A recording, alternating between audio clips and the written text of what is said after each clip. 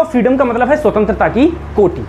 अब जैसे मैं कहूँ, मान लो जैसे महाराज आप बताओ, आपसे अगर मैं कहूँ तुम कितने दिशाओं में घूमने के लिए स्वतंत्र हो, कितने डायरेक्शन में, तो सिर्फ तुम 2 डायरेक्शन में घूम सकते हो, या तो एक्स में या फिर वाई में। तुम्हारे कोर्स में सिर्फ 3 डायमेंशन है, एक्स वाई जेड, ठीक है, और डायमेंशंस नहीं, ठीक है, या तो तुम एक्स में घूमोगे या वाई में। अब मैं कहूँ बताओ चिड़िया जो होती है, चिड़िया कितने डायमेंशन में घूम सकती है, तो 3 डायमेंशन में, या तो एक्स में जाएगी या वाई में जाएगी, वो तो उड़ भी सकती है, वो तो जेड में भी जाएगी, ठीक है, तो 3 डायमेंशन में जा सकती है। अब ऐसे ही हम मॉलिक्यूल्स की बात करते हैं, जो भी हमारे पास एटम होते हैं, ठीक है, एटम होते हैं, हम उनकी बात करते हैं। देखो जो डिग्री ऑफ फ्रीडम है, इसे हम लोग हिंदी में बोलें, हिंदी में हम लोग बोलते हैं स्वतंत्रता की कोटि, स्वतंत्रता की कोटि, इसे हिंदी में ये बोलते हैं, ठीक है। कई टाइप होते हैं। पहला होता है जैसे तुम्हारा मोनो एटॉमिक, फिर होता है डाई एटॉमिक, फिर होता है ट्राई एटॉमिक, हाँ ट्राई एटॉमिक, लीनियर, फिर होता है पॉली एटॉमिक, पॉली एटॉमिक, ठीक है। और इसे हम लोग पॉली एटॉमिक में ट्राई एटॉमिक भी आ गया और इसके अंदर नॉन लीनियर भी आ गया। अब देखो कैसे सर, अगर मैं मोनो एटॉमिक की बात करूं, एक का एग्जाम्पल दो मोनो एटॉमिक का, जो मोनो एटॉमिक को हो, जैसे तुमने देखा होगा आर्गन, हीलियम, ठीक है, ये सब क्या है तुम्हारे मोनो एटॉमिक है, ये सब क्या है मोनो एटॉमिक। मोनो एटॉमिक मतलब जिसका एटम सिंगल हो, जहां सिंगल एटम दिख रहा है वो तुम्हारा क्या है monoatomic. Sir diatomic की बात करो, डाई एटॉमिक कैसे, जैसे H2, O2, N2, सही है, ये सब क्या है तुम्हारी डाई एटॉमिक। देखो 2 एटम्स हैं, 2 एटम्स हैं। अगर मैं ट्राई एटॉमिक लीनियर की बात करूं, ट्राई एटॉमिक लीनियर क्या होता है CO2। देखो CO2 को अगर तुम बनाओगे तो C ऐसे, एक O ऐसी तो बनेगा, तो इसका मतलब ये देखो ये बिल्कुल लीनियर है, यानी कि सीधी रेखा में है, तो इसे हम बोलेंगे ये कौन सा होगा ट्राई एटॉमिक, और कैसा है लीनियर। अब ट्राई एटॉमिक भी हो सकता है, ट्राई एटॉमिक, पॉली एटॉमिक, कितने भी एटॉमिक हो सकते हैं, लेकिन सब कैसे होंगे नॉन लीनियर, ठीक है। उनमें क्या होगा, जैसे तुम्हारा H2O, उसके बाद में C2H4, ठीक है, या फिर C2H5OH, ठीक है, ये सब क्या है तुम्हारे, ये सब पॉली एटॉमिक हैं। और पॉली एटॉमिक, अब देखो उसके बाद में अगर मैं डिग्री ऑफ फ्रीडम की बात करूं, 2 टाइप की डिग्री ऑफ फ्रीडम होती है। एक होती है बेटा तुम्हारी ट्रांसलेशनल, एक होती है तुम्हारी रोटेशनल, और यहां पर क्या आ गई टोटल, ठीक है। ट्रांसलेशनल का मतलब क्या होता है सर, ट्रांसलेशन का मतलब होता है जो सीधे चले, ठीक है, जो सीधे चले। तो आपको बस कुछ याद नहीं करना है, आपको बस खाली ये गिनती याद करनी है, क्या 35, 56 कर ली गिनती याद। टोटल क्या होता है 35, 56 याद कर लो बस खाली। उसके बाद में देखो, उसके बाद में 35, 56 के बाद में तुम लोग देखना यहां पर जो तुम्हारी रोटेशनल होती हैं, सही, जो तुम्हारी ये जो होती है, सॉरी ट्रांसलेशनल होती है, वो हर एक 3 होती है, ये भी 3, ये भी 3, ये भी 3, और ये भी ट्रांसलेशनल 3 होगी सब में। अब देखो यहां पर 3 है, यहां 3 है, तो ये कितनी होगी 0। अच्छा ये क्या है 3, और यहां पर क्या है ये 5, तो यहां कितनी होगी सर 2। यहां पर कितनी है ये 5, और यहां कितनी है 3, तो यहां क्या होगी 2। यहां पर कितनी है 6, यहां कितनी है 3, तो यहां कितनी होगी। अब सर क्वेश्चन कैसे पूछा जाएगा, क्वेश्चन ज़्यादातर जो संभावना रहती है क्वेश्चन पूछने की, वो तुमसे खाली ये पूछेगा कि बताओ टोटल डिग्री ऑफ फ्रीडम, इसे स्मॉल एफ से हम लोग डिनोट भी करते हैं डिग्री ऑफ फ्रीडम को। तुमसे पूछा जाएगा बताओ कि मोनो एटॉमिक की टोटल डिग्री ऑफ फ्रीडम कितनी होती है, तो 3, ठीक है, 35, 56 3। उसके बाद में डाई एटॉमिक की कितनी होती है 5, पॉली एटॉमिक की कितनी होती है 6, पॉली एटॉमिक कितनी होती है 6, ट्राई एटॉमिक नॉन लीनियर की कितनी होती है? 6। ट्राई एटॉमिक, देखो ये तो लीनियर है ना, नॉन लीनियर तो इसमें आएगा, उसकी कितनी होगी? 6 होगी। सही है। तुमको क्या याद रखना है, ट्रांसलेशन में क्या होता है, सारी 3 3 3 3 होते हैं, ये 3 ये 3 ये 3 ये 3। ठीक है। अब देखो खुद जरा, अब दिमाग लगा के बताना जरा, महाराज तुम बताओ मुझे, मोनो एटॉमिक की रोटेशनल डिग्री ऑफ फ्रीडम कितनी होती है? 0। रोटेशनल 0। ट्रांसलेशनल सबकी क्या होती है? 3 3 3। ठीक है।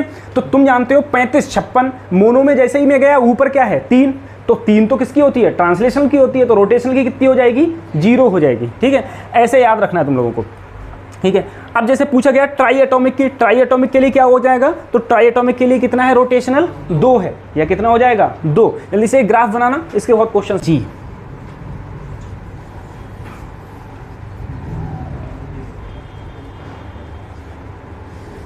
Internal energy. ठीक है। अब देखो सर, इंटरनल एनर्जी होती क्या है? इंटरनल एनर्जी का मतलब है जो उसके आंतरिक ऊर्जा है। आंतरिक ऊर्जा को हम लोग क्या बोलते हैं? Internal energy. भाई कोई भी गैस है, उस गैस के एटम्स हैं वो भाग रहे हैं इधर उधर, अगर एटम्स उसके इधर उधर भाग रहे हैं तो 100% उसके अंदर क्या है? कोई ना कोई इंटरनल एनर्जी है। तो अगर मैं इंटरनल एनर्जी के लिए फार्मूले की बात करूं तो आपको याद रखना है N/2 FRT, N/2 FRT। ये इंटरनल एनर्जी का क्या होता है? फार्मूला। जहां N क्या हो गया? नंबर ऑफ मोल्स, T क्या हो गया? टेम्परेचर, R क्या हो गया? Gas constant. ठीक है। F क्या है? तुम्हें पता है F क्या है? Degree of freedom. F क्या है? Degree of freedom, DOF। ठीक है। डिग्री ऑफ फ्रीडम ये हो जाता है इसका। अब जरा मुझे बताओ, तुमसे मैंने क्वेश्चन किया, मैंने कोई H2 गैस दी तुम्हें, H2 गैस। ठीक है। तुमसे मैंने पूछा इंटरनल एनर्जी क्या होगी? Internal energy for H2 gas at H2 gas for 1 मोल। 1 मोल की इंटरनल एनर्जी क्या होगी? गैस कौन सी दे दी? H2। अब तुमको खुद दिमाग लगाना है, H2 तुम्हारी कौन सी है? Die atomic. H2 कौन सी है? Diatomic. डाई एटॉमिक की F क्या है? Total degree of freedom.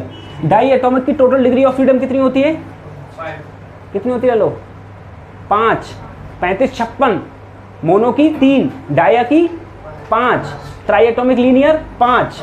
ठीक है। Poly atomic 6। तो 35 56। तो तुम बोले सर जी दिक्कत किस बात की है? लो इंटरनल एनर्जी कितने मोल कहा है? 1 मोल। तो 1/2। F की वैल्यू क्या हो गई? बोले 5 RT। तो क्या आएगा? 5 RT/2। 5 RT/2। अगर इसी क्वेश्चन में यहाँ पर ये H2O कर देता, क्या कर देता? H2O। अब F की जगह क्या लगाते? 6। अब F की जगह जब हम 6 लगाते तो यहाँ पर हमारा क्या आंसर आता? 3RT। क्या आता? 3RT। अगर वो यहाँ पर H2O की जगह H2O खत्म करता और तुमसे कहता आर्गन है, AR है, तब यहाँ पर क्या करते? 3RT/क्या हो जाता? 2। तब आपसे 3RT/2। दूसरी चीज़, कुछ फार्मूला और याद रखने हैं। क्या? एक तो गामा याद रखना है। ठीक है। गामा क्या होता है तुम्हारा? तुमने पढ़ा होगा CP/CV। एक चीज़ और पढ़ी होगी, CP - CV = R। ठीक है। ये भी पढ़ा होगा, CP - CV = R। ठीक है। गामा बराबर होता है CP/CV और ये होता है CP - CV = R। और गामा का फार्मूला 1 + 2/F। ये भी याद रखना है। गामा का फार्मूला 1/2, 1 + 2/F। ये याद रखना है। ठीक है। अब देखो इन फार्मूला से ही अगर मैं निकालूं, सबसे पहले अगर मैं गामा निकालूं, गामा किसके लिए? मोनो एटॉमिक के लिए। ठीक है। बताओ मोनो एटॉमिक के लिए अगर मैं गामा की वैल्यू निकालूं, तुम बोले 1 ऐसे ही, 2 ऐसे ही, degree of freedom monoatomic की वैल्यू कितनी होती है? जल्दी बताओ। उपासना, उपासना नाम है? हाँ, कितनी होती है मोनो की? 35 56। 35 56 कितनी होती है? 3। तो 3 ये हो गई, इसके नीचे कुछ नहीं है तो 1। एलसीएम कितना हो गया? 3। 3 एकम 3 + 2 कितना आया? 5/3। भाग करेंगे तो 1.66। 1.66। ये किसके लिए आया? गामा की वैल्यू किसके लिए है? ये मोनो एटॉमिक के लिए। अब अगर मैं तुमसे कहूँ गामा की वैल्यू किसके लिए निकालो, बोलो डाया के लिए। किसके लिए? डाया एटॉमिक के लिए। मुझे बताओ गामा बराबर 1+2/f। f कितना होता है जल्दी बताओ, f कितना होता है डाया के लिए? 5। तो यहाँ पर करोगे तो क्या आएगा? 7/5। 7/5 करोगे तो क्या आएगा बच्चों? 1.4। अब मैं किसके लिए निकालूं गामा की वैल्यू? किसके लिए निकालूं? पॉली एटॉमिक के लिए। ठीक है। अच्छा बेटा, डाई एटॉमिक के लिए जो आएगा वही क्या आएगा? ट्राई एटॉमिक लीनियर के लिए भी तो वही आएगा, क्योंकि उसकी भी डिग्री ऑफ फ्रीडम कितनी होती है? 5 होती है। अगर मैं पॉली एटॉमिक के लिए निकालूंगा, पॉली के लिए निकालूंगा, तब क्या करूंगा? गामा बराबर 1+2/6। 2 से कटा 1/3, इसके नीचे कुछ नहीं है तो 1, 3 और 1 4, तो आंसर आएगा 4/3 या फिर 1 अब बताओ गामा सबसे ज़्यादा किसके लिए होता है? ऐसे क्वेश्चन पूछे जाते हैं। बताओ गामा सबसे ज़्यादा किसके लिए होता है? सबसे ज़्यादा किसका है? मोनो का। मोनो का। सबसे कम किसका है? पॉली का। पॉली एटॉमिक का सबसे कम है। डाई एटॉमिक के लिए क्या है? 1.44। अब चलो, मैंने तुम्हारे लिए 3 ऑप्शन दिए। मैंने आपसे कहा मुझे बताओ, एक तरफ मेरा लिखा हुआ है C2H5 और दूसरी तरफ लिखा हुआ है O2। बताओ इनमें से किसका गामा ज़्यादा होगा? O2 क्या है? Diatomic. डाई एटॉमिक का पॉली एटॉमिक से क्या होता है? ज़्यादा होता है। तो गामा किसका ज़्यादा होगा? O2 का। O2 का गामा क्या होगा? ज़्यादा। इसका क्या गामा क्या होगा? कम होगा। इसका गामा कम होगा। ठीक है, ठीक है। इतना उतना उतारो, फिर मैं CPCB और सब की बात कर रहा हूँ। बराबर सर क्या होता है? गामा बराबर, काजल गामा बराबर क्या होता है? ले लो CP/, ये होता है CP/CV। सर गामा का अभी तुम बोले चाहे तो तुम 1+2/f लिख दो। मैंने कहा कोई दिक्कत नहीं है, कतई बात सही कह रहे हो तुम, ऐसे भी तो लिख सकते हैं हम लोग। ठीक है। अच्छा, तुम बोले सर CP-CV = R कर दो, कोई दिक्कत नहीं है, कतई सही बात है, वही फार्मूला है, मेयर का फार्मूला है ये। ठीक है, हमने 11th में बहुत प्रूव भी किया है मेयर का फार्मूला। अब एक चीज़ देखो, अगर मैं CB का वैल्यू लिखूँ गामा के टर्म में, ठीक है, तो क्या होता है? R/गामा माइनस, CB बराबर होता है R/गामा माइनस, और CP होता है गामा R/गामा माइनस 1। गामा R/गामा माइनस, ठीक है, ये होता है। अब देखो, अब जरा मैं तुमसे कहूँ, मैं कहूँ बताओ मोनो एटॉमिक के लिए, ठीक है, किसके लिए? मोनो एटॉमिक के लिए CB की वैल्यू क्या होगी सर? मोनो एटॉमिक के लिए CB, तो मोनो एटॉमिक के लिए पहले क्या निकालो? अब तुम भूल गए गामा की वैल्यू क्या है, तुम भूल गए गामा की वैल्यू मोनो एटॉमिक के लिए वैसे तो 1.66 होती है, 1.66 होती है ना, 1.66 होती है। अब तुम भूल गए 1.66 क्या है, तो तुम्हें कौन सा फार्मूला याद रखना पड़ेगा? ठीक है। अब जरा सोचो सर, अगर ऐसा है, अगर हम लोग देखो, अगर हम लोग ये वाला फार्मूला अगर यहाँ रखें, R ऐसे ही गामा की जगह रखा 1+2/f, यही तो रखा, माइनस, अरे बच्चों खुद बताओ, गामा की जगह ये रख दिया, माइनस 1 से 1, f कहाँ जाएगा? तो क्या हो गया? RF/2।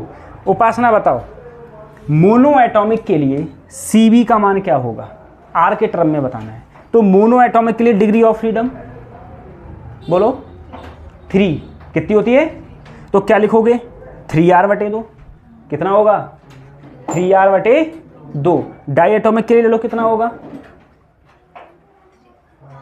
5R/2। तुम ले लो पीछे, बताओ ट्राई एटॉमिक के लिए क्या होगा? लीनियर के लिए, और पॉली के लिए 6R/2, यानी कि क्या होगा? 3R। क्या तुम CB निकाल सकते हो? मैं तुम्हें कोई मॉलिक्यूल दे दिया उठा के, मैंने तुमसे कहा बेटा नाइट्रोजन है, क्या है? जल्दी बताओ मुझे, नाइट्रोजन के लिए CB क्या होगा? कैसे बताओगे? नाइट्रोजन के लिए CB क्या होगा? नाइट्रोजन क्या है? डाई एटॉमिक की डिग्री ऑफ फ्रीडम 5, तो क्या लिखोगे? 5R/2। सही है। अच्छा सर Cv तो मैं निकाल लूंगा, अब दिक्कत अगर Cp पर आए तो क्या दिक्कत आ रहा है? कोई दिक्कत नहीं है, Cv को उधर पटकें, Cv को उधर पटका, इधर माइनस का तो उधर जाके किसका हो जाएगा? तो मैंने कहा यहां पर हो जाएगा R प्लस Cb या फिर Cb प्लस R, कैसी लिख दो? अरे आगे पीछे कुछ कर दो, कोई दिक्कत थोड़ी नहीं है मेरे को। बोले ठीक है सही, ये हो गया, यही तो हो गया, सही है, ये हो गया। अब मैंने तुमसे कहा बताओ, ले लो दिमाग लगाना, बोलो हीलियम के लिए, किसके लिए? हीलियम के लिए Cp की वैल्यू क्या होगी? हाँ तो पहले क्या निकालो? हीलियम मतलब मोनो एटॉमिक, मोनो एटॉमिक मतलब 3R/2 का मतलब हो गया 1.5 बार, देखो 1.5 R। खुद जरा सोचो सर, हीलियम के लिए मैंने देखा तो Cv की वैल्यू आई 3R/ या फिर 1.5। अब यहाँ पर Cp निकालना है तो यहाँ क्या रखा? 1.5 R, 1.5 प्लस R क्या हो जाएगा? 2.5 R। क्या हो जाएगा? 2.5 R। तो Cp क्या हो जाएगा? 2.5, सही है, 2.5 R हो जाएगा। या तुम्हें तब भी दिक्कत हो तो क्या करना, जैसे यहाँ पर 3R/2 आया तो जब इसमें प्लस R करोगे तो 3 में 2 जोड़ देना, कितना हो गया? 5R/2। ठीक है, मान लो अगर Cv तुम्हारा 5R/2 आए तो Cp क्या होगा? फिर 2 जोड़ दो, क्या हो जाएगा? 5 और 2 7R/2। चाहे तुम ऐसे कर लेना, कोई दिक्कत नहीं है, आंसर सबसे क्या आएगा? सेम। वो तरीका बता रहा हूं तुम लोगों के लिए मैं, ठीक है।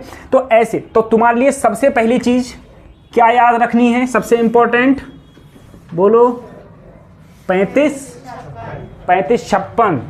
और ट्रांसलेशनल सब क्या होती हैं? 3। तो रोटेशनल क्या होगी? 0, 2, 2 और यहाँ, ठीक है, ये टोटल ये हो गया, सही है सर। उसके बाद में इंटरनल एनर्जी का फार्मूला N/2 FR, ये याद रखना है। गामा की value Cp/Cv, gamma 1 + 2/f, Cp - Cv = R, ठीक है। Cv बराबर R/गामा -1, Cp बराबर गामा R/गामा -1। फिर सर जी Cv अगर डिग्री ऑफ फ्रीडम के टर्म में याद करूंगा तो FR/2, ठीक है, FR/2। और जो Cp होता है वो क्या होता है? Cv + R, ठीक है। अब तुम्हें कोई गैस दे देगा तो तुम फटाफट Cp भी बता सकते हो, Cv भी बता सकते हो, उसकी गामा भी बता सकते हो, सब कुछ बता सकते हो। लेकिन कब? जब तुमको ये फार्मूला याद होंगे तब। और सबसे इंपॉर्टेंट तुम्हें क्या याद होगा? 35, 56। काफ़ी बार क्रिटिकल टेम्परेचर, क्रिटिकल प्रेशर और क्रिटिकल वॉल्यूम।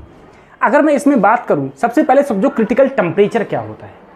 देखो ऐसा है, हम किसी भी गैस को लिक्विफाई करते हैं। जैसे मैंने कल बताया था आपको कि जब हम लोग एलपीजी को क्या करते हैं? लिक्विफाई करते हैं। अरे एलपीजी किस में होती है? लिक्विड रूप में होती नहीं होती है, तभी तो तुम गैस सिलेंडर हिला के देखते हो। या तुम्हारा जो भी परफ्यूम होता है, फॉग हो गया, पता नहीं कौन कौन से परफ्यूम आते हैं, ठीक है, उनको देखोगे तो वो भी क्या होते हैं? ऐसे हिला कर देखो तो तुम वो किस में होते हैं? वो लिक्विड के रूप में होते हैं। तुम हिला के देखो, तुम्हें पता चलता है कि हाँ वो लिक्विड के रूप में है। मैंने बात करा सर जी गैस को, गैस बेसिकली लिक्विड फॉर्म में इसलिए भरी जाती है जिससे कि वो ज़्यादा से ज़्यादा मात्रा में स्टोर हो जाए। जितनी ज़्यादा लिक्विड फॉर्म में तुम भरोगे तो ज़्यादा मात्रा में वो स्टोर हो जाएगी। अब देखो यहाँ पर क्रिटिकल टेम्परेचर क्या है? किसी भी गैस को लिक्विड फॉर्म में कन्वर्ट करने के लिए उसको एक टेम्परेचर देना जरूरी है, उसको एक टेम्परेचर देना जरूरी है। तो सबसे पहले gas can be liquefy above a temperature called critical. Critical temperature से ऊपर अगर टेम्परेचर है किसी भी गैस का तब तो वो लिक्विफाई हो सकती है, अदरवाइज वो लिक्विफाई चाहे तुम कितना ही प्रेशर दो उसको, कितना भी प्रेशर दो, अगर उसका टेम्परेचर क्रिटिकल टेम्परेचर से क्या है? कम, क्रिटिकल टेम्परेचर से कम है तो वो कभी जिंदगी में लिक्विफाई होने का सवाल ही पैदा नहीं होता, कभी लिक्विफाई नहीं होगी, ठीक है। उसके बाद में आता है क्रिटिकल प्रेशर।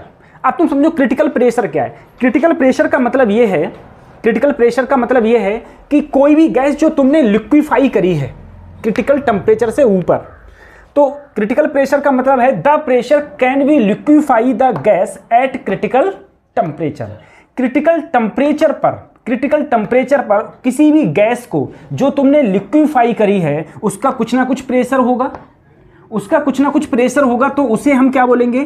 क्रिटिकल प्रेशर बोलेंगे। ठीक है, क्रिटिकल वॉल्यूम क्या होता है? किसी भी गैस का क्रिटिकल टेम्परेचर और क्रिटिकल प्रेशर पर जो वॉल्यूम होता है उसे हम क्या बोलते हैं? Critical volume. फिर से समझो एक बार, सर क्रिटिकल टेम्परेचर क्या है? वह टेम्परेचर जिससे नीचे टेम्परेचर पर किसी भी गैस को लिक्विफाई नहीं किया जा सकता, क्या कहेंगे हम? Critical temperature. क्रिटिकल प्रेशर क्या है? क्रिटिकल प्रेशर का मतलब है क्रिटिकल टेम्परेचर पर, ठीक है, क्रिटिकल टेम्परेचर पर किसी गैस को अगर हम लिक्विफाई करते हैं तो जो प्रेशर होता है उसे हम क्या बोलेंगे? Critical pressure. क्रिटिकल वॉल्यूम क्या होता है? क्रिटिकल टेम्परेचर पर और क्रिटिकल प्रेशर पर किसी गैस का जो वॉल्यूम होता है उसे हम क्या बोलते हैं? क्रिटिकल वॉल्यूम बोलते हैं। ठीक है, तुमसे क्या पूछा जाएगा? तुमसे ये पूछा जाएगा सबसे पहले तो कि क्रिटिकल टेम्परेचर क्या होता है, तो तुम्हें ये याद करना है, क्रिटिकल टेम्परेचर बराबर 8A/27 RV। क्रिटिकल प्रेशर क्या होता है, तो तुमको ये याद करना है A/27B²। क्रिटिकल वॉल्यूम क्या होता है, तो तुमको ये याद करना है BC बराबर 3B। A और B क्या है यहाँ पर? A और B है तुम्हारे वॉन डेर वाल कांस्टेंट। कौन से कांस्टेंट हैं? वॉन डेर वाल कांस्टेंट है। तुमसे कभी अगर ये पूछ लिया, बताओ द क्रिटिकल कॉफिशिएंट क्या है, तो RTC/PCBC बराबर क्या होगा? 8/3।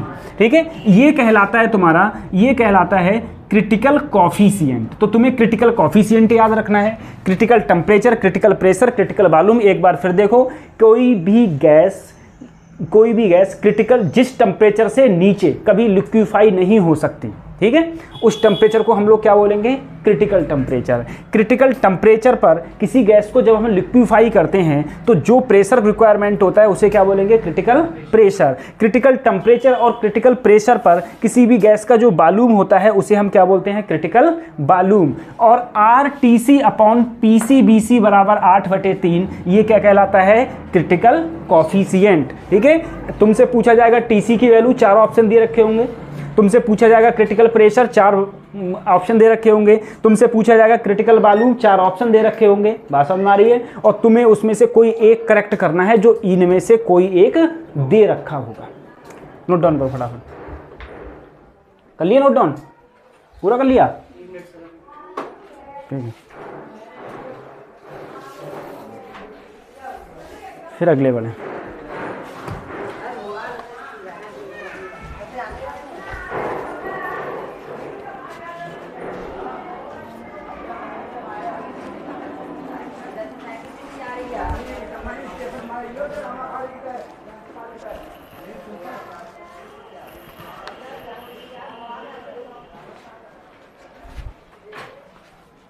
उतार लिया है? ठीक है, बताओ क्रिटिकल वॉल्यूम क्या होता है?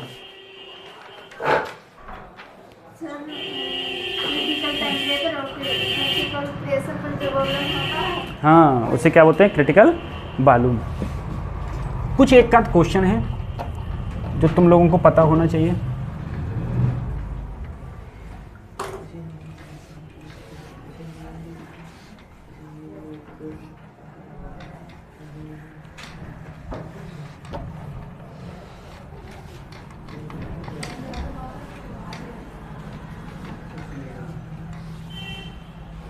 एक बात मुझे बताओ, जैसे इसमें जो क्वेश्चन दे रखे हैं, एक तुम्हारा P और T में है और एक तुम्हारा P में है, रो में है, E में है, T में है। रो क्या दे रखा है यहाँ पर? अच्छा, ये P प्रेशर हो गया और रो क्या दे रखा है? Pressure versus density. ठीक है, दो क्वेश्चन हैं।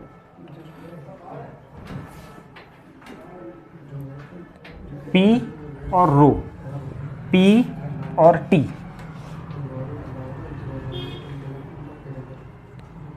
T1 T2।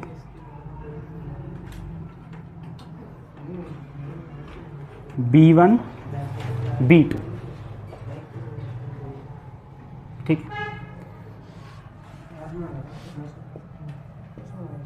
अब देखो, कोई ये दो क्वेश्चन दे रखे हैं, यहां पर जो मैंने डायग्राम दिया है वो P और रो है। P क्या है जहां पर? प्रेशर, और रो जहां पर क्या है? डेंसिटी। क्या है? डेंसिटी। ठीक है। अच्छा, मैंने कहा P यहां पर प्रेशर, T यहां पर क्या है? टेम्परेचर। ठीक है, लेकिन एक बात याद रखना, दोनों में मास क्या है? यहां पर सेम है। मास क्या हो? सेम। मास सेम हो। दो कंडीशन है, एक कंडीशन ये, एक कंडीशन ये।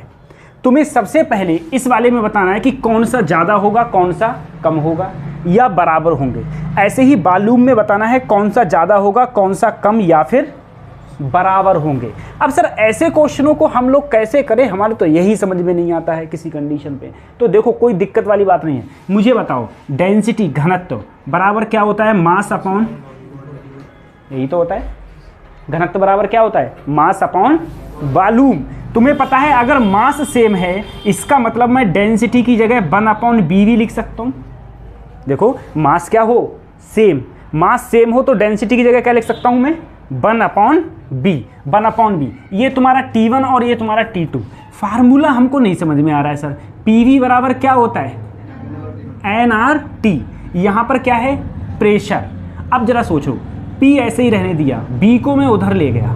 NR तो मेरे कांस्टेंट होते हैं। NR क्या होते हैं? कांस्टेंट, कल बताया था। तो T/B, T/B, यही तो आएगा, T/B। अब जरा सोचो तुम लोग, जरा इसमें अब दिमाग लगाओ।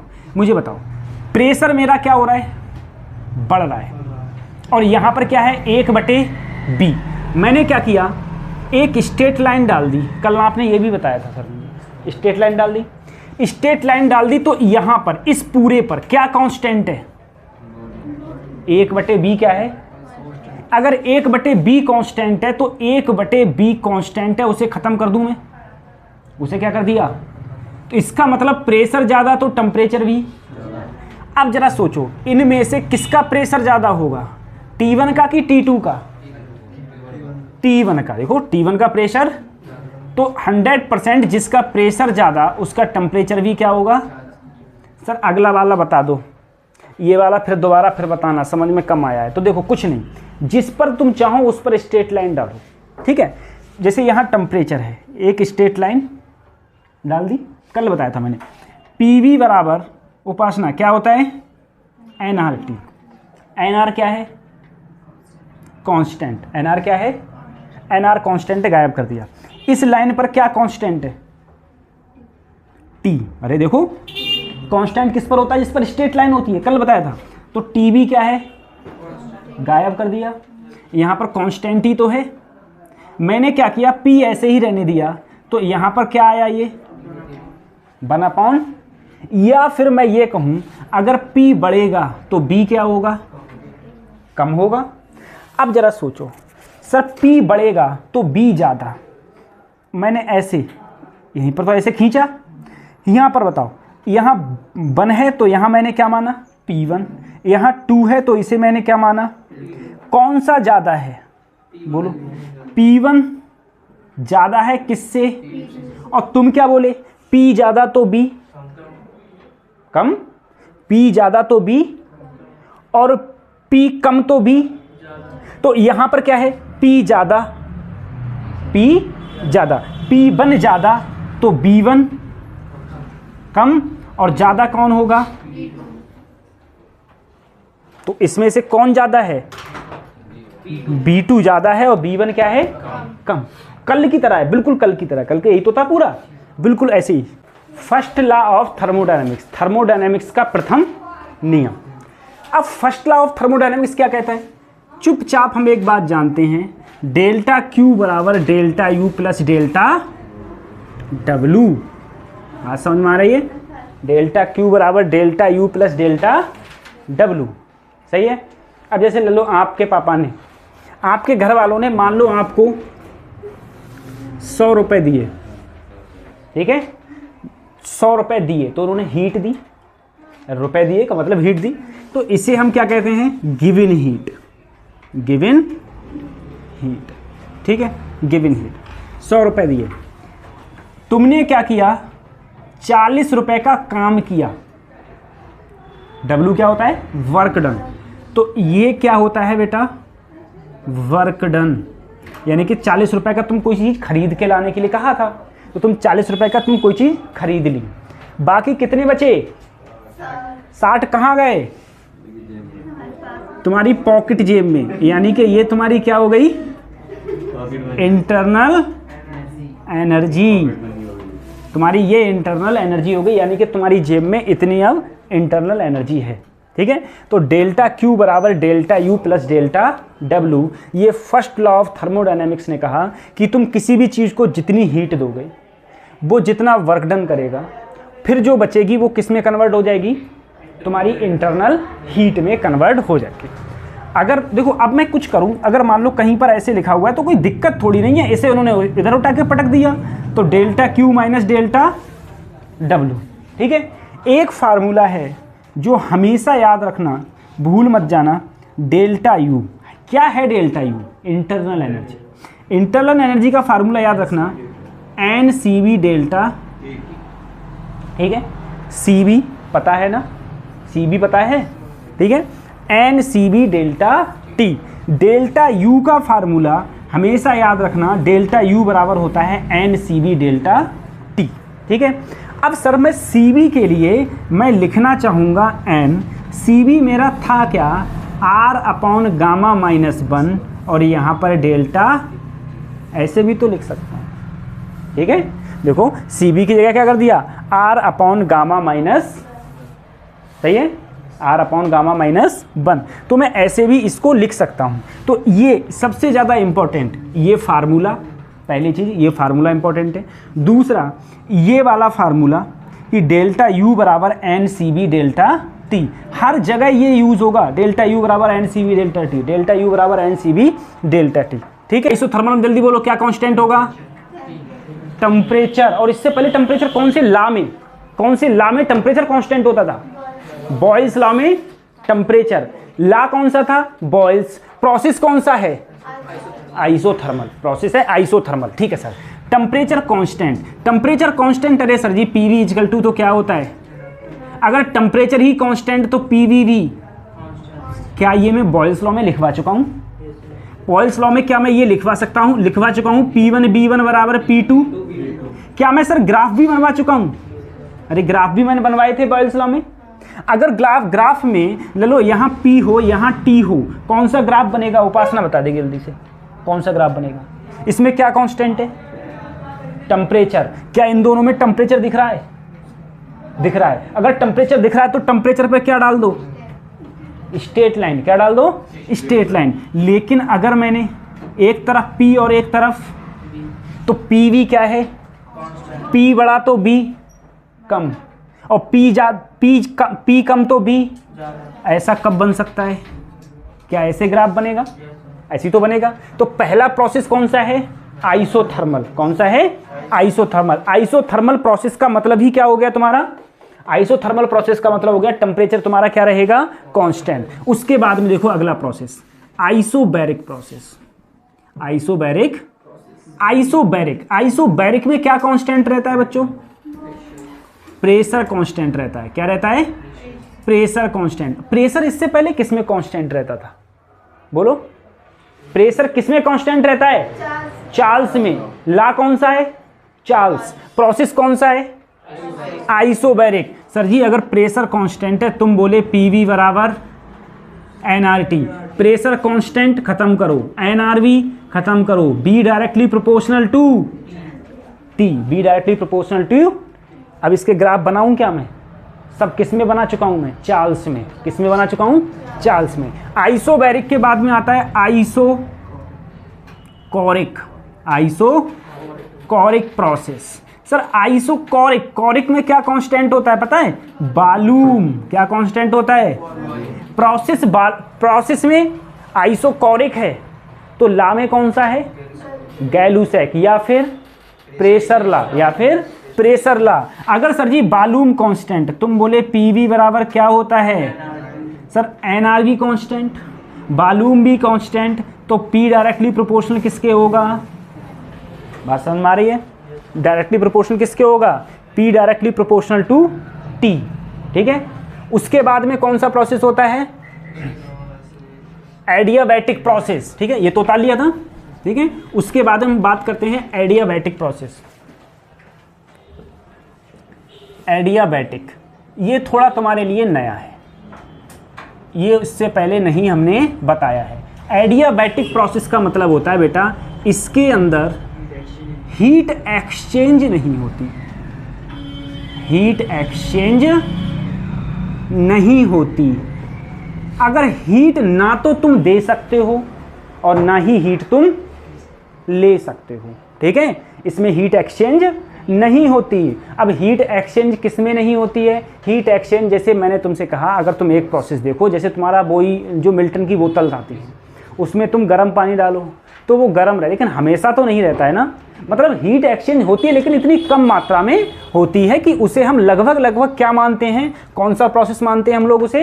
एडियाबैटिक प्रोसेस उसे मानते हैं। एडियाबैटिक प्रोसेस के अंदर हीट एक्सचेंज नहीं होती। ना तो तुम देखो, तुम मिल्टन की बोतल को उसमें पानी भरना, ठंडा पानी भरना, और तुम धूप में रख देना, 10 मिनट बाद वो पानी ठंडा ही मिलेगा। क्या गर्म मिलेगा? ठंडा ही मिलेगा ना।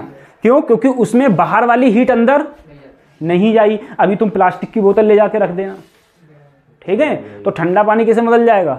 गर्म हो जाएगा। क्यों? क्योंकि वहां पर हीट एक्सचेंज हो जाती है। तो जहां पर हीट एक्सचेंज नहीं होती है उसे क्या बोलते हैं हम लोग? Adiabatic process. अब बताओ, आइसोथर्मल प्रोसेस में क्या कांस्टेंट रहता है? टेम्परेचर। आइसोबैरिक में क्या कांस्टेंट रहता है? प्रेशर। बालूम किस में रहता है? आइसोकोरिक में। ये क्या होता है? Adiabatic process. एडियाबैटिक प्रोसेस, हाँ। तो isobaric P constant, isochoric be constant. Adiabatic heat exchange नहीं होती, हीट एक्सचेंज नहीं होती। जहां हीट एक्सचेंज नहीं होती है वहां डेल्टा क्यू क्या रहता है बच्चों? ध्यान रखना, डेल्टा क्यू तुम्हारा 0 रहता है, ठीक है। और आइसोथर्मल में क्या 0 था? Delta U. और आइसोकोरिक प्रोसेस में याद रखना बच्चों, वर्क डन 0 होता है, ठीक है। ये सब तुम्हें पता चलेगा कि क्यों वर्क डन 0 होता है। इसके अंदर कुछ 0 नहीं होता, ना डेल्टा क्यू 0 होता है, ना डेल्टा यू 0 होता है, ना डेल्टा डब्ल्यू 0 होता है। इसके अंदर आइसोबैरिक एक ऐसा प्रोसेस है जिसके अंदर कुछ 0 नहीं होता। इसके अंदर डेल्टा क्यू 0 होता है, इसके अंदर डेल्टा डब्ल्यू 0 होता है। डेल्टा यू आइसोथर्मल में 0 होता है, लेकिन आइसोबैरिक प्रोसेस में कुछ भी 0 नहीं होता। सही है, इस चीज को याद रखना।